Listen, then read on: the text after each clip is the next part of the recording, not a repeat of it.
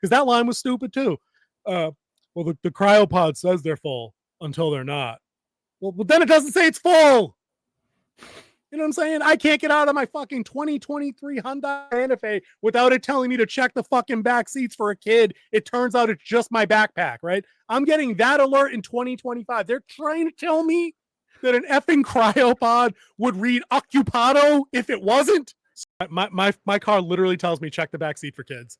That's where we're I've at in seen that. 2025. That's pretty funny. That is that. It- It's yeah, sad but that as a society we had to fall that far.